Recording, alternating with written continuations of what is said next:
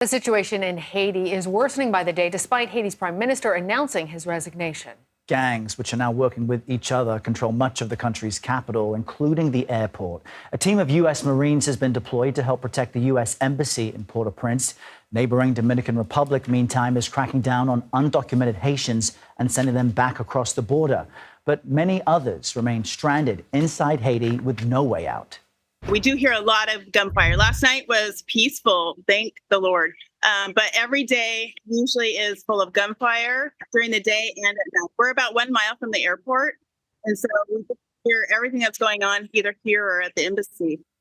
CBS News correspondent Cristian Benavides joins us once again from the Haiti-Dominican Republic border. You've been there now for more than a full day, Cristian. Tell us what you've been seeing at this border crossing since you've arrived now. Errol, well, we've spoken to a number of Americans that have made the treacherous journey in order to be able to get to this border. Today we talked to one man who's from Rockford, Illinois. He had tried to get here on Monday and on Tuesday, but there were blockades on the road by criminal elements. And so what that meant was this morning, he woke up very early this morning. In fact, we were here as the gates opened. And he told me, look, I woke up really early this morning because I wanted to get there before those blockades were in place. He says that his wife lives in Haiti and he needs to get back home for a while. He can't get her a visa.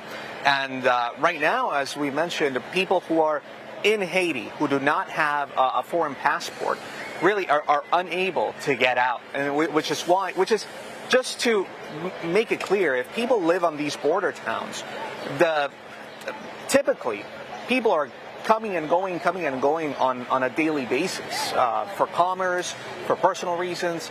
But this, for the time being, has been paused because of the crisis happening inside of Haiti.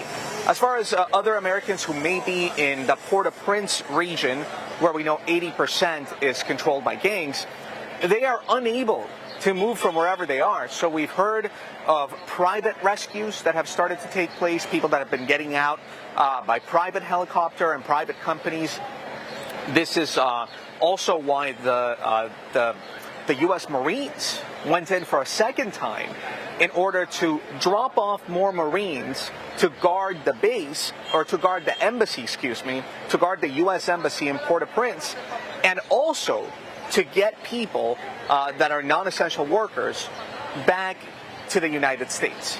So that's the current state of affairs. To give you some more background, we're across from Cap Haitian, which for the most part is they're living their day-to-day as they typically would, with some major exceptions, which are things like fuel.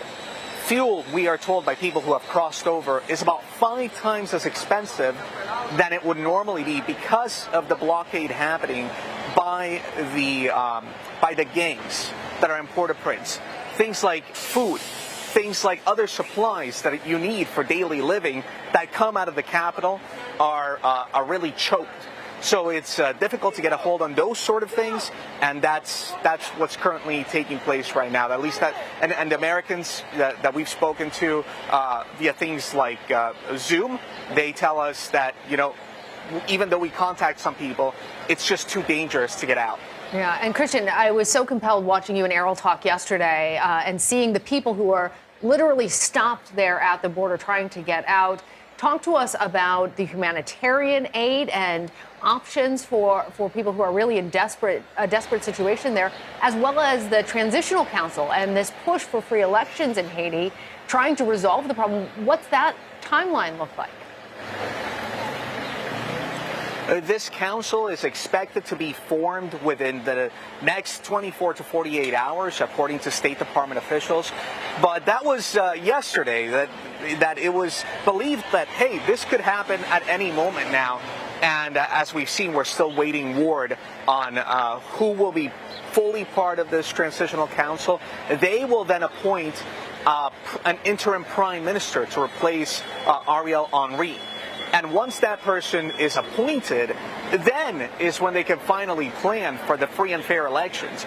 But that's the major concern here, is how long will this take?